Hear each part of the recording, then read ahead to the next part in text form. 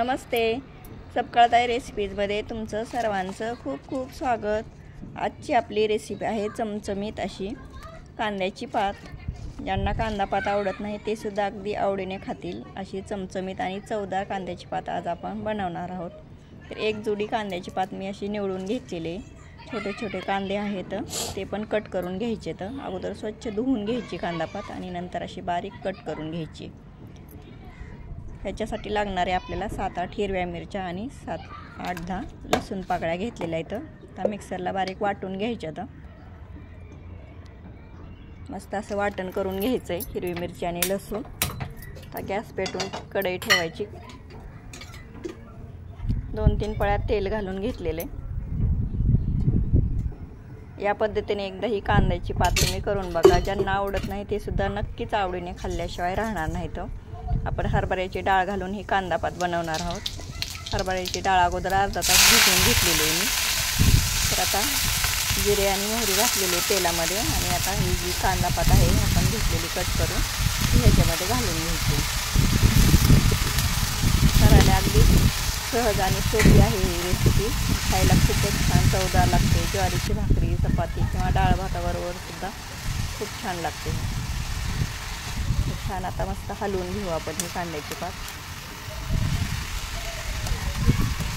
एकदम कोवळी कोवळी घेतलेली कांद्याची पात आणि पुढचे कांदे आहेत ते छोटे छोटे ते पण कट करून घेतलेले म्हणजे दुसरा कांदा घालायची आपल्याला गरज पडत नाही। छान मस्त हलवून घेतलेली आता आणि आता जी आपली डाळ भिजलेली आहे ती आपण ह्याच्यामध्ये घालून घेऊ। आता हरभऱ्याची डाळ घातल्यामुळे छान चवदार लागते कांद्याची पात। डाळ टाकायची वरून आणि मस्त आता एकदा परत हलवून घेऊ आपण।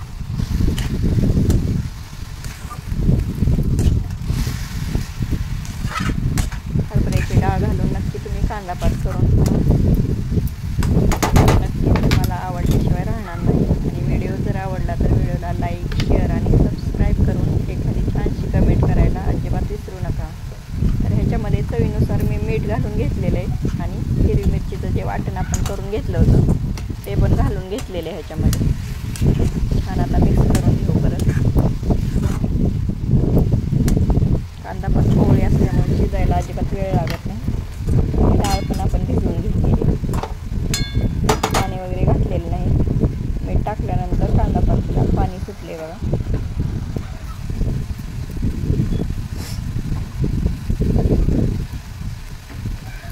वरून आपण भाजलेल्या शेंगदाण्याचं कूट घालून घेतलेलं। छान आता परत हलवून घेतले।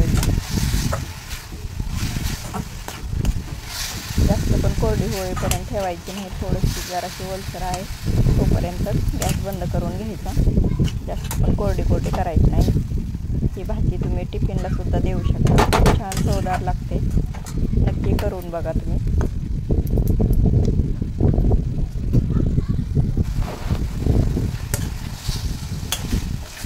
बघा मस्त आपली कांदा पात तयार झालेली आहे। ज्वारीची भाकरी, चपाती बरोबर खूप छान लागते।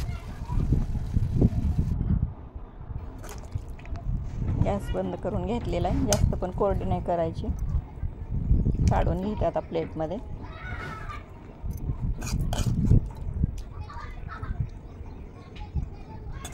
झाली आपली मस्त कांद्याची पात तयार 5 मिनिटात। धन्यवाद।